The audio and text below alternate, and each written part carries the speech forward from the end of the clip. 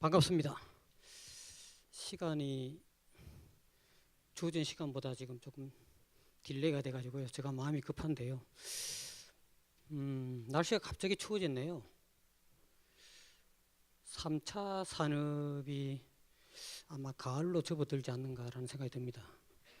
이번 겨울은 유난히 추울 것 같습니다. 날씨가 추운 게 아니라 마음이 그렇습니다.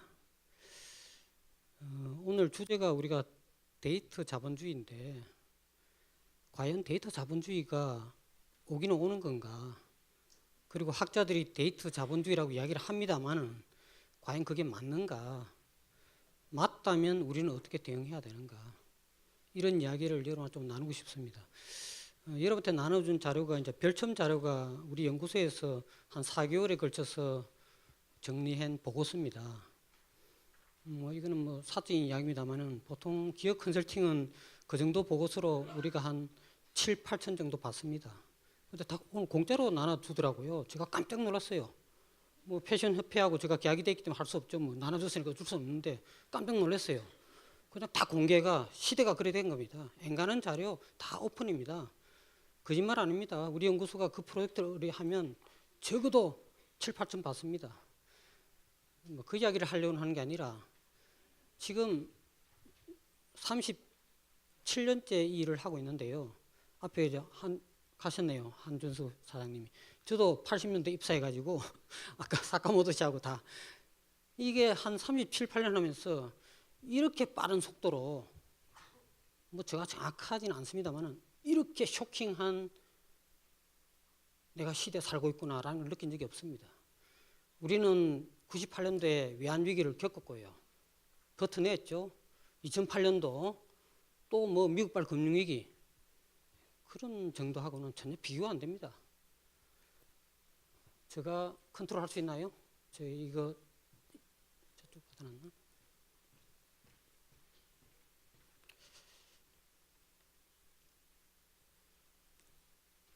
항상 뭐든지 미래는 징후 없이 오는 경우는 없습니다. 분명히 뭔가 우리한테 메시지를 던집니다. 이게 그 유명한 1920년대 보험 관리자서 하인리라는 친구가 만드는 1대 29대 300 300번의 징후를 우리한테 뭔가 메시지를 던져주고요. 29번의 사건이 일어납니다. 그러면서 엄청난 파괴력이 있는 한 가지, 이거는 사고에 관계되는 이야기지만은 미래에 대한 연구를 하는 우리 입장도 똑같습니다. 징후 없이 오는 미래는 없습니다.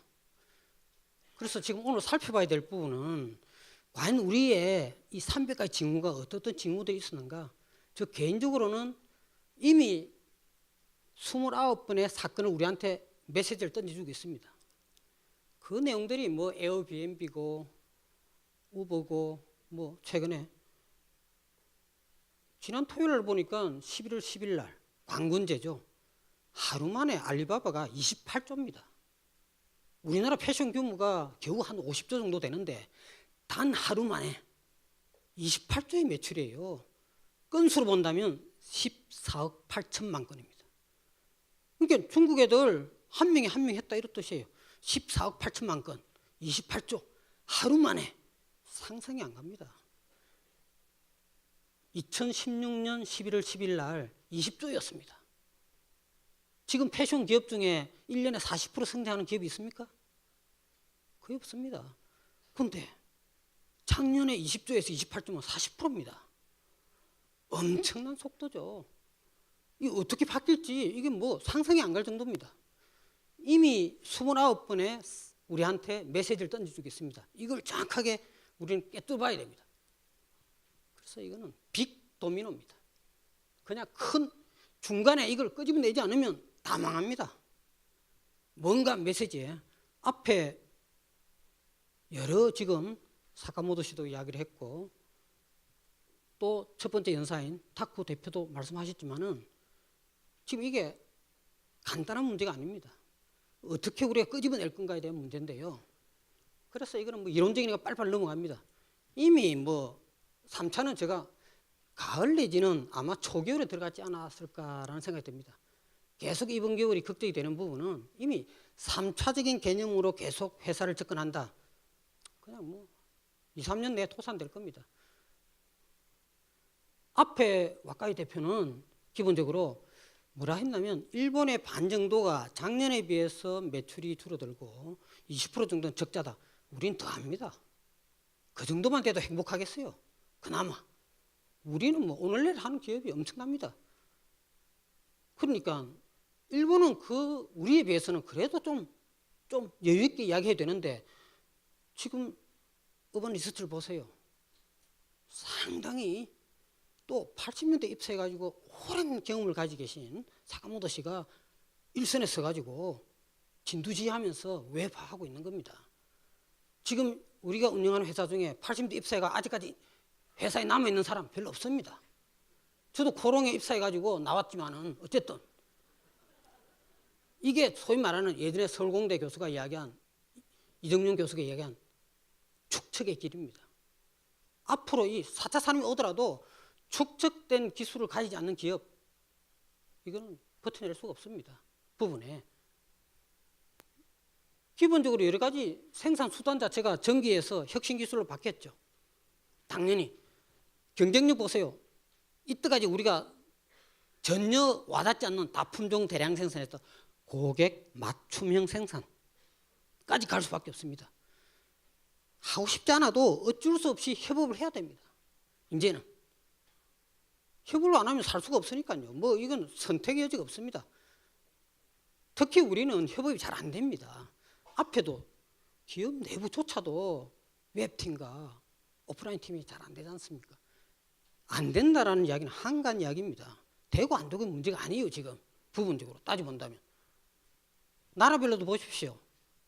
여기서 뭐 정치적인 이야기를 하면 안 되겠지만 이 3, 4년이 엄청난 시기입니다. 2020년 되면 학자들은 그래요. 2022년 정도 되면 그냥 또 새로운 골디락스, 엄청난 새로운 기회가 올 거다라고 이야기합니다. 오기 전에 우리가 남아있는 기간은 4, 5년입니다. 좀 희망적인 이야기를 한다면 미래 연구 보고서에서 UN 미래보건연구소에서 2030 정도 되면 기본 소득제를 받아들이는 나라들이 제법 많이 늘어날 거다. 지금 이미 핀란드는 실험하고 있잖아요. 한 달에 70을 주더라고요 보니까. 네덜란드는 일부 지역만 왜? AI가 오고 이러면 지금 있는 직업의 70%는 다 잃어버립니다. 그럼 뭐 먹고 살아야 됩니까?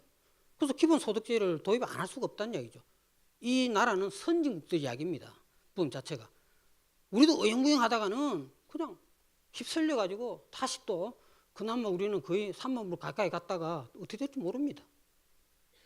그래서 어쨌든 나라별로 보면 조금 미국, 중국, 일본, 독일 중에 일본이 좀 특징이 있습니다.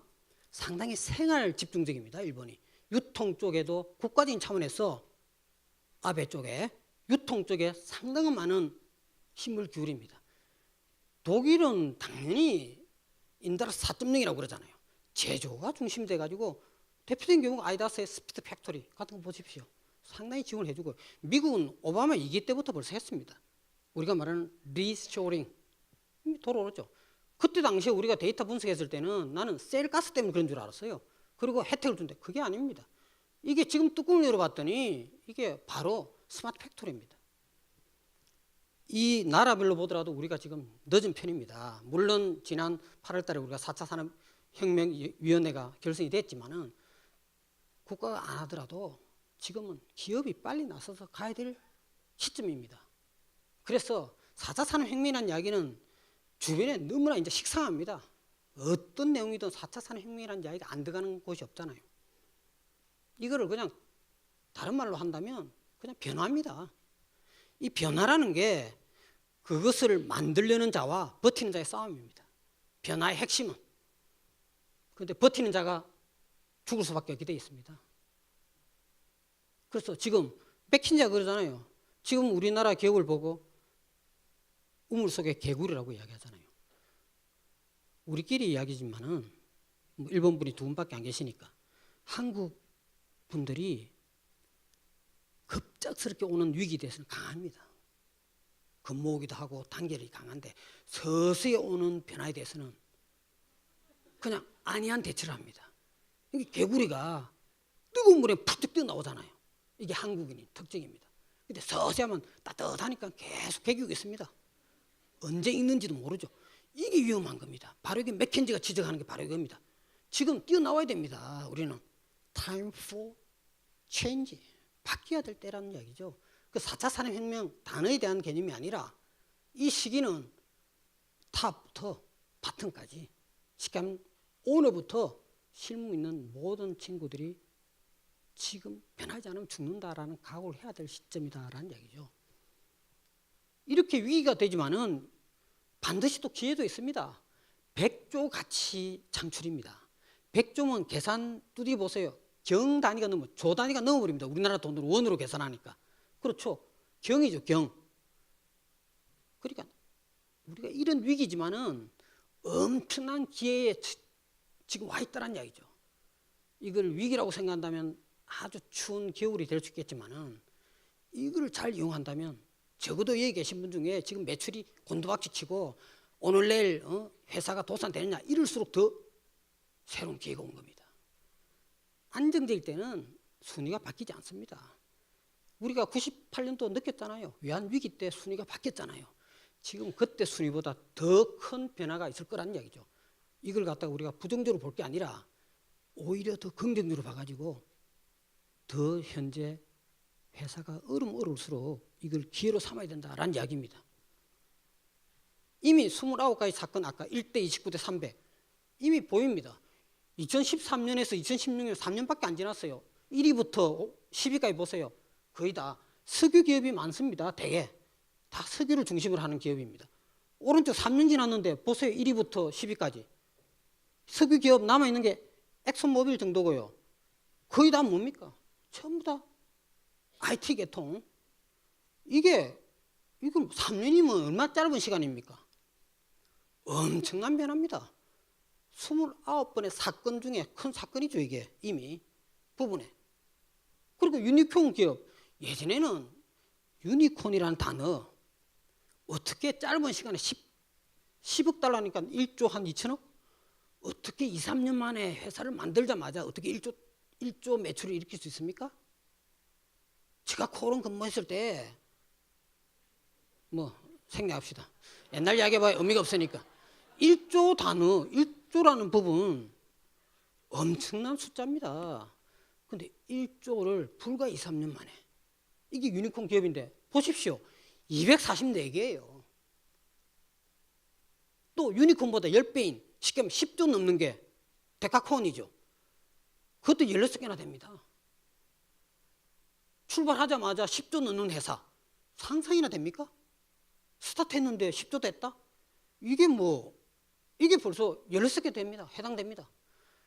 이게 지금 29가지의 변화 중에 사건 중에 또 하나죠. 이런 것들이. 그러면 조금 이거는 이제 참고로 어떤 회사들이 뭘 해가지고 저렇게 짧은 시간에 유니콘이 되었을까? 보세요. O2O 비즈니스 서비스 28%입니다. 옴니채널 안 할 수가 없습니다. 당연히 해야 돼요. 안 하면 회사 거들나는데요. 우리는 버티기 위해서 하는 게 아니고 이 친구들은 이걸 이용해가지고 그냥 유니콘 기업이 돼버린 겁니다. 그리고 또 보세요. 공유경제. 지금도 생각 안 하고 있잖아요. 우리는 SK 계열에서 하는 N.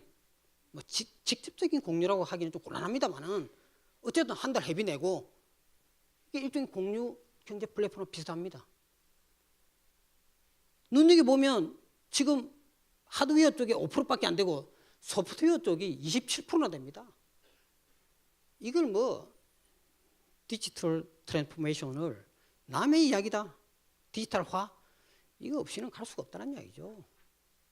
이런 여러 가지 사건에서도 우리가 해야 될 일은 명확하게 눈에 보입니다.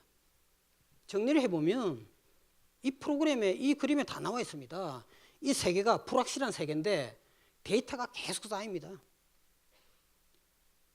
이 데이터는 지금 클라우드까지 빅데이터로 엄청난 데이터로 확산이 되죠.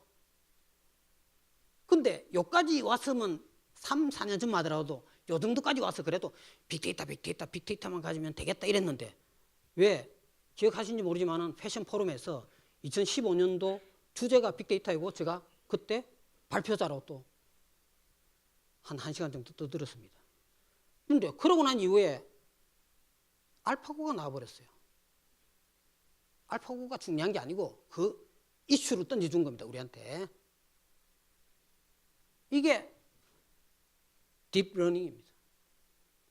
그러니까 이걸 정리해보면 앞에 쪽의 내용만 보면 이게 아무리 빅데이터라더라도 이게 있음으로써 엄청난 부가가치가 늘어날 수밖에 없게 되는 조직이죠. 이게 AI입니다. AI 넘어가죠. 다시 업데이트 돼가지고 퍼펙트 월드로 갑니다. 완벽한. 그러니까 이런 구조를 우리가 완전히 이해해야만 4차 산업혁명이라는 단어가 중요한 게 아니라 흐름을 우리가 이해해야 된다는 얘기죠. 부분에. 그래서 4가지 융합 기술이 핵심입니다. 이렇게 데이터가 계속 엄청나게 쌓이는 이유가 사물과 ICT 융합, 이건 뻔히 알잖아요. 사물 인터넷, 센서, 스마트홈 서비스. 사람과 ICT 융합입니다. 사람과 다 융합하고 있죠. 심지어는 운송수단과 ICT, 이게 자율주행차 주행차 아닙니까? 엄청난 사건이죠. 그죠? AI와 빅데이터 융합.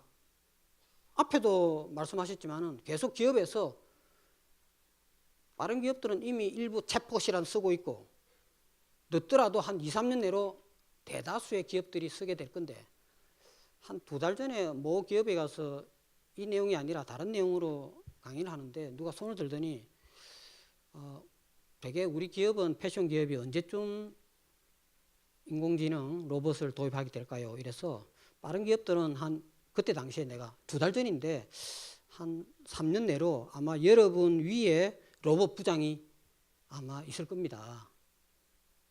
그 질문한 분이 과장이었어요. 그래서 로봇 부장이 아마 당신 위에 빠른 기업들은 3년 내로 있을 겁니다. 그랬더니 다른 친구들이 웅성웅성하더니 로봇 부장 모시는 우리 해야 될 일이 뭔가요? 이렇게 묻더라고요. 부분에. 그러니까 근데 가만히 생각해보니까 제가 고령 입사해가지고 이건 잘못 알아들으면 또 성차별 때문에 좀 예민한 질문인데요. 83, 4년도인가 내 동기 중에 한 명이 사표를 냈어요. 코롱 때 120명이 동기였는데 왜 냈냐 이랬더니 자기 위에 부장이 여성 부장이라고. 그때 그랬어요. 자기 부장이 여성 부장이 자기 위에 올라왔다고 사표 내버렸어요. 얘가. 아마 지금 연세 드신 분은 기억할 겁니다. 80년대 자기 상사가 여성이라면 회사 사표 내는 애들이 제법 많았습니다. 근데 지금 한 3년 뒤에 자기 위에 로봇 부장이 왔다고 사표 낼 수 있는 사람? 없습니다. 시대가 그렇게 됐다는 이야기죠. 그러면 이제 로봇 부장을 모시고 살아야 됩니다. 오너의 입장에서는 부장 연봉 1억 2천 주는 것보다 로봇 초기 투자는 되겠지만은 뭐 로봇 부장 데리고 와가지고 얘가 밤 샌다고 뭐 불평할 일도 없는 거고 전기만 넣어주면 되죠. 계산기 두드려보면 훨씬 나을 수도 있어요. 이게 안오리라는 법이 없는데 이 보고서를 쓰면서 더 짧아지겠구나. 3년이 아니구나. 라는 생각을 무수히 해봤습니다. 부분에. 여기서 첫 번째 주제가 나옵니다. 이 오늘날 4차 산업혁명의 가장 핵심은 2가지입니다. 초연결 사회가 온다는 이야기죠. 이거를 완전히 우리가 인식해야만 대응책이 나옵니다. 모든 게 연결된다. 거기에다가 한 가지 덧붙여서 초지능 사회입니다. 인간의 지능보다 훨씬 더 뛰어난 AI가 지가 알아서 다 한다는 이야기죠. 그러니까 빌 게이트는 역시 앞서 있는 애예요. 그 친구는 로봇에 도입합시다 이렇게 이야기를 하는 겁니다. 지금 터무니없는 이야기 같지만은 진짜 로봇도 왜 로봇 부장이 돈을 많이 벌게 했으니까 세금을 내게 하는 게 맞을 수도 있죠. 이게 근거가 돼가지고 기본소득제로 갈 수 있는 근거도 되는 거고 그러면 기본소득제 가니까 일도 안 하고 좋잖아 이러지만은 거기 연화된다는 이야기죠. 그냥 건건히 사는 삶과 기본소득 받아 겨우겨우 살 수 있어요.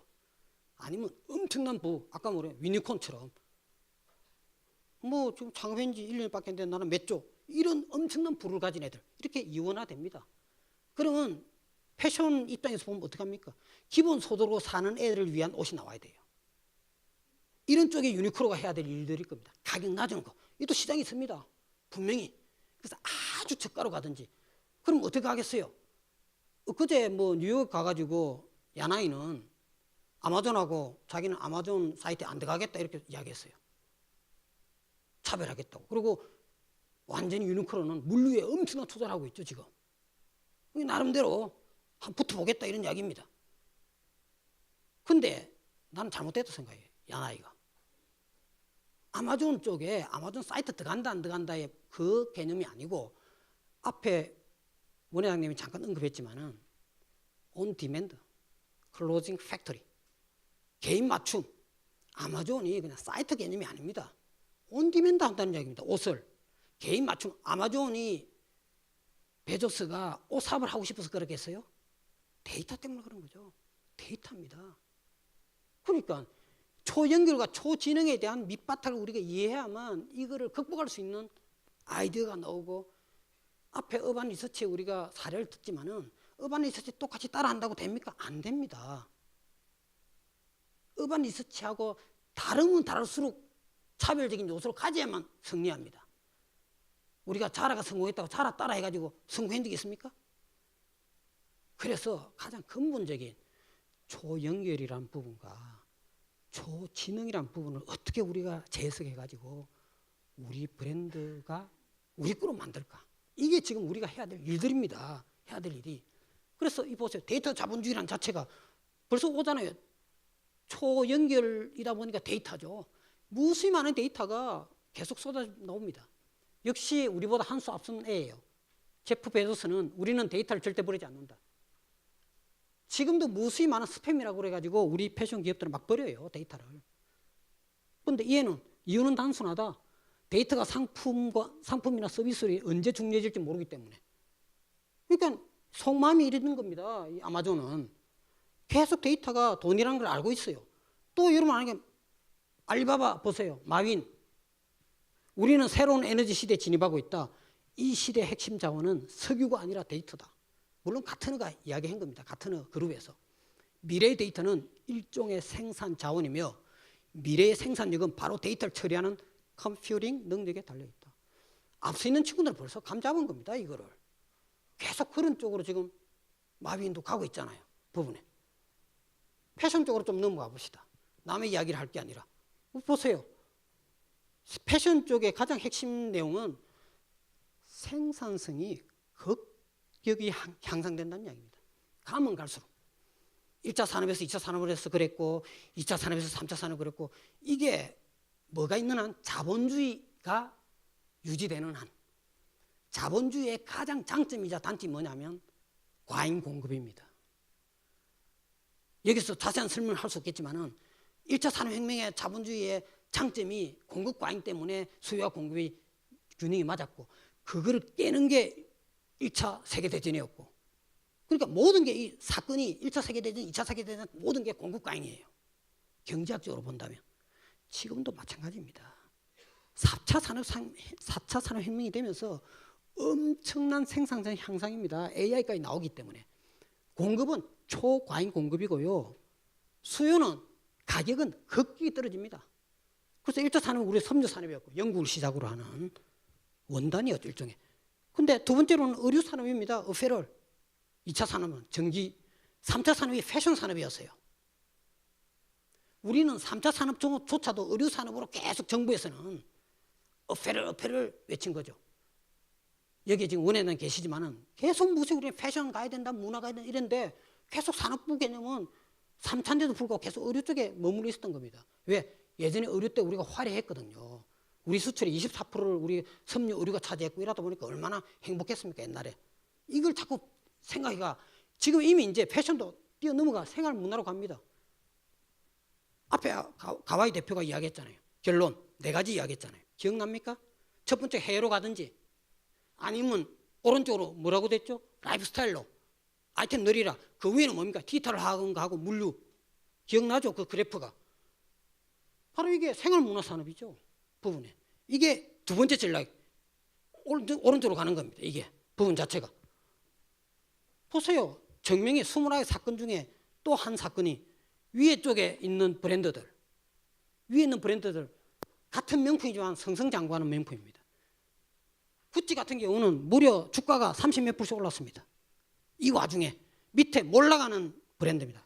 그 대단한 아르마니, 그 대단한 프라다, 또 완전 자존심이었죠. 페라가모. 그냥 전전긍긍합니다. 주가가 폭락하고요. 제가 보기에는 망하지는 않을 것 같지만은 엄청 어려울 겁니다. 근데 이 루이비통, 수프림 있지만 베터먼 이거 신흥 명품이에요. 이거 완전히 뭐 그루지아 출신의 조금 괴짜조이죠. 해체주의죠. 바질리아 같은 친구가. 우리가 지금 여기서 뭔가 캐치해야 되는 겁니다. 우리 디자이너들, 1인 디자이너들, 크리에이티브한 애들 많습니다. 이게 방향이 잘못돼가지고 제대로 리드해줘가지고 크리에이티브로 승부를 걸게 해야 됩니다. 부분 자체가. 그리고 SPA 브랜드 보세요. 지금 뭐 알만시아도 고민하고 있을 겁니다. 아마. 만나보지는 않았지만 제가. 기본적으로 부부부터 시작해가지고 ASOS, 미스 가이디드 엄청난 왜 울트라 패스트 패션이라고 이야기하잖아요. 상당히 많은 마켓쉐어를 가지고 있습니다. 이 밑에 브랜드 공통점은 영국입니다. 그러면서 니어스쇼링을 하고 있습니다. 근처에 모든 시스템을 갖추고. 물론 자라도 그랬습니다만. 그래서 아직도 어느 정도 건전합니다. 자라와 H&M과 유니크로가. 하지만 예전 같지 않습니다. 경상이익도 많이 떨어졌고요. 유니크로도요. 그래서 이 세 회사가 크진 않지만 그래도 크진 않다지만은 금액으로 보더라도 벌써 4천억에서 8천억까지 가는 상당한 파워를 가지고 접근하고 있는 회사들이죠. 스포츠를 볼까요? 이게 빅2, 스포츠는 뭐 영원히 빅2인데 이 친구들 보세요. 이렇게 앞서 있는데도 불구하고 엄청난 디지털화를 가장 나이키와 아디다스, 대표적인 아디다스죠. 아디다스 CEO는 2025년도 정도 되면 나이키를 앞지르겠다라고 공식적인 선언을 하고 있습니다.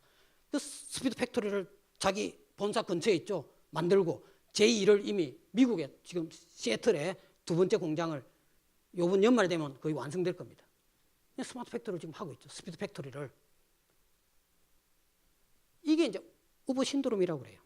앵커 파이터라고 그러는데 전혀 생각지도 못한 차도 한 대도 가지고 있지 않지만은 우버는 GM보다 더 주가가 높고 호텔 건물 하나도 없는 에어비앤비가 세계적인 힐튼 그룹보다 더 호텔 그룹보다 더 주가가 더 높습니다. 이걸 갖다 우리는 우버 신드롬이라고 그래요. 이 아마존 예사롭게 보이지 않습니다. 이게 앞에 이야기한 이 설계도입니다. 부분 자체가. 요게. 여기서 좀 자세히 논문을 살펴봤더니 아직 원단 이후의 문제더라고요.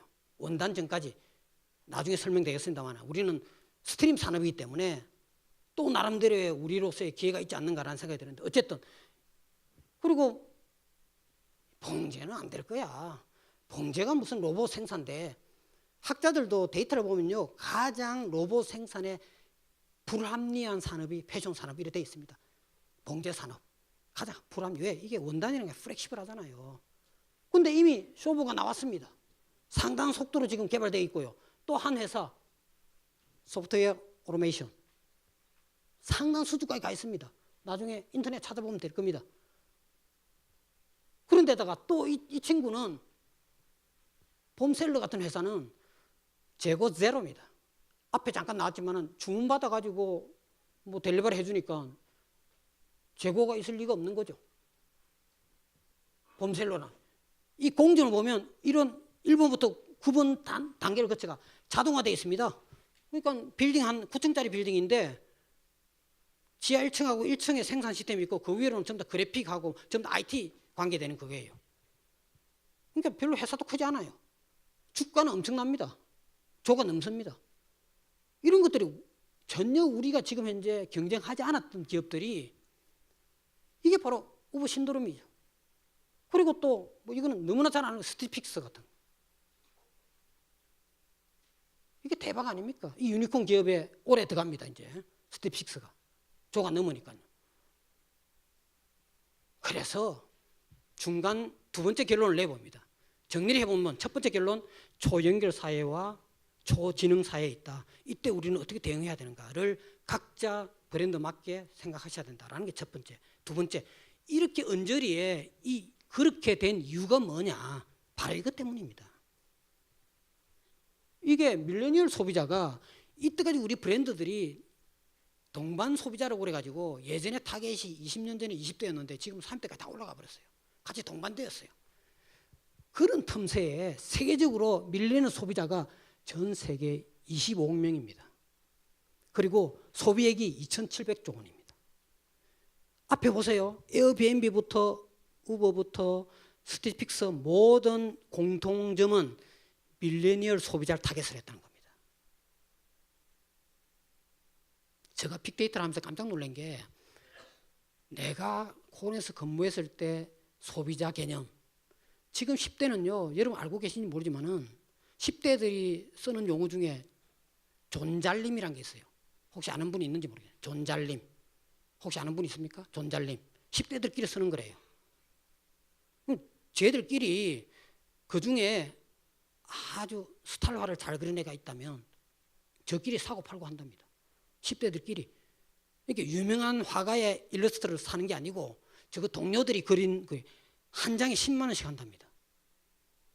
그 세 장에 30만 원 주고 사고.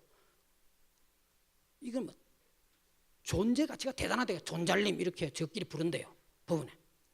저는 거기서 뭘 느끼냐면 이 애들을 잘 키운다면 한 분야의 전문가란 이야기죠. 어릴 때부터 만화를 잘 그린다든지 얘가 카툰 그려가지고 친구한테 판답니다. 우리 때는 잘 그린 애들라도 공짜로 친구들이 줬잖아요. 지금 돈 주고 파는 거예요. 이 애들이. 이걸 나쁘다 할 수 없는 거죠. 그리고 조금만 10대, 20대를 연구해 보면요. 라이프 스타일이 틀립니다. 우리 때하고는. 옷도 자기 스스로 선택을 못합니다. 꼭 친구한테 물어봅니다. 에스크.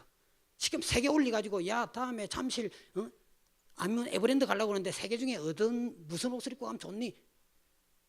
아마 롯데월드 가가지고 한번 보세요. 10대들 옷 똑같습니다. 왜? 저끼리 계속 3가지 중에 하나를 고르다 보니까 너도 고르기 하다 보니까 똑같은 옷이에요. 불과 5, 6년 하던 노스페이스가 교복이었잖아요. 지금 이미 그게 아닙니다.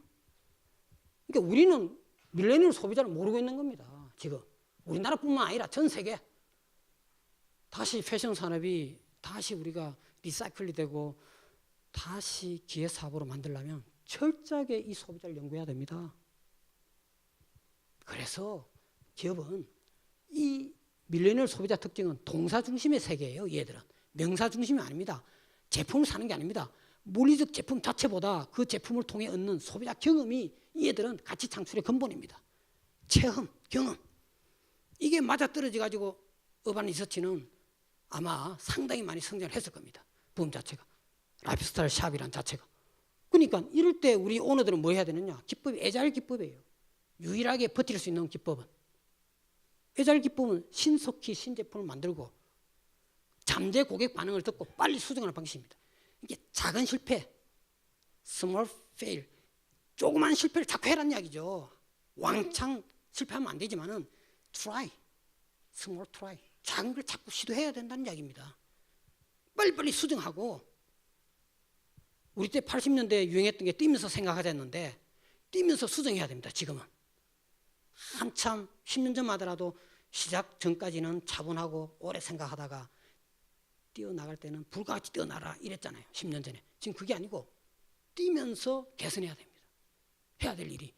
이런 문화를 기업이 다 공유를 해야 됩니다. 이게 애자일 기법입니다. 그래서 오픈 이노베이션이고 미래의 리더는 여기에 최소한도 부장급 이상이라면 한다 또는 안 한다를 결정하는 최고 의사결정자의 역할보다 조직 내에서 다양한 실험을 신속하게 수행할 수 있도록 문화를 조성하는 이런 역할이 점점 더 중요하게 된다.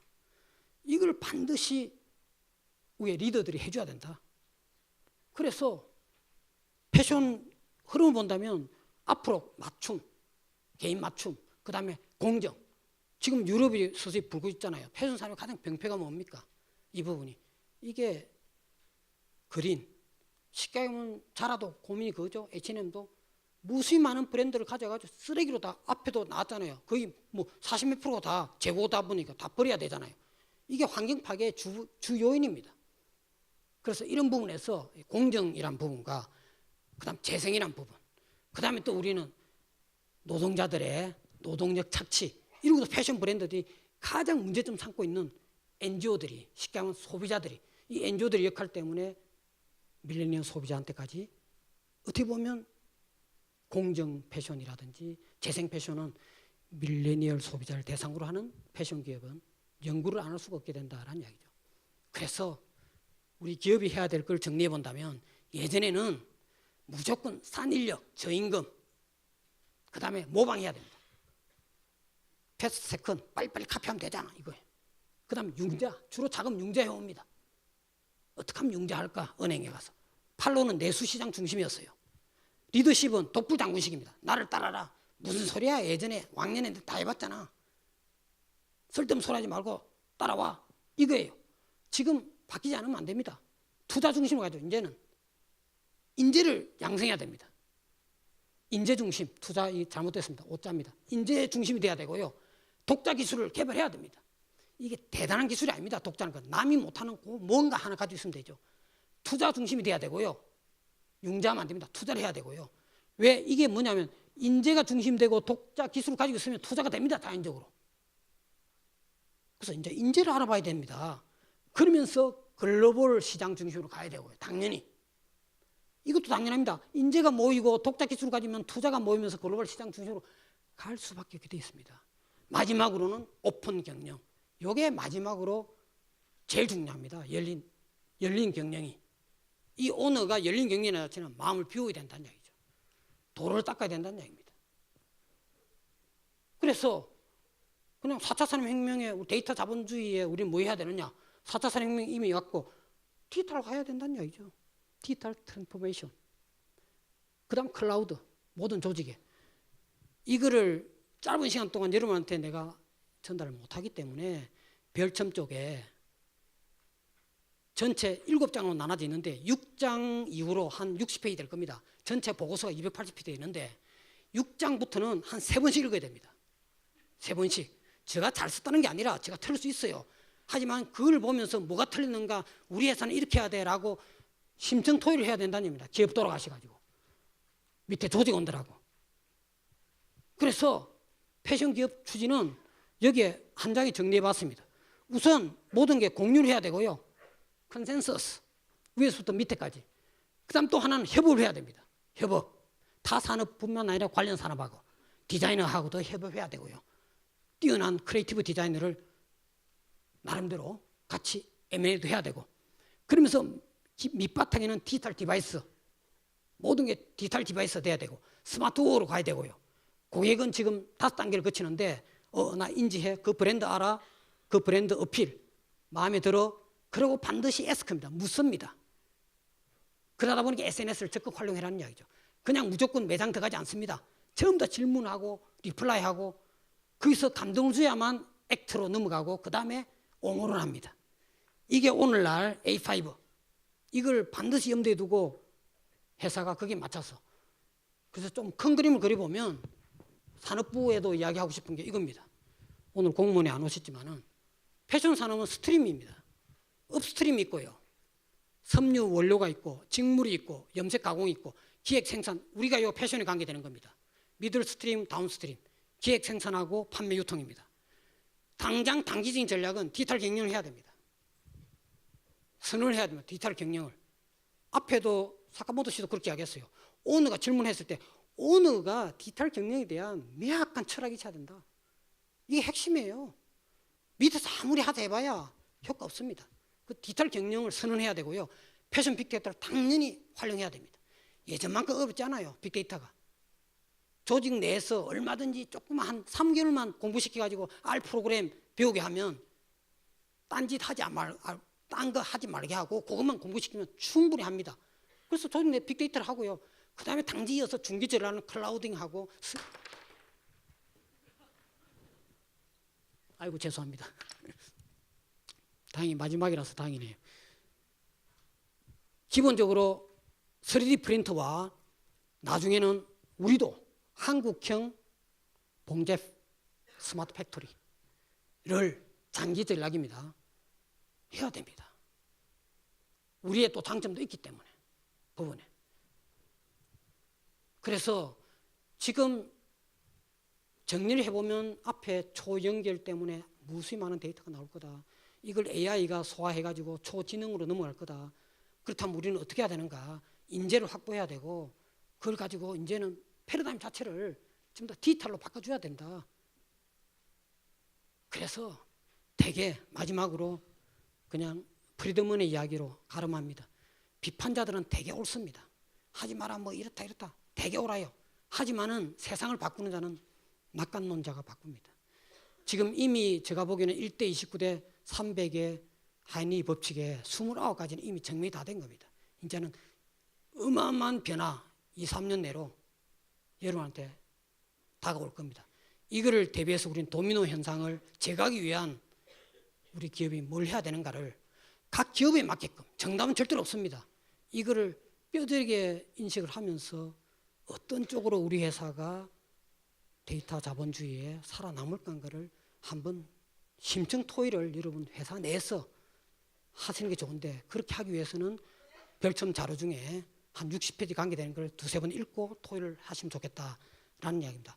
그 토의를 하시고 의문 나는 것은 저한테 전화하셔도 좋고요. 제가 시간 관계상 말이 빨라가 죄송합니다만은 일단 오늘은 여기서 마치겠습니다. 고맙습니다.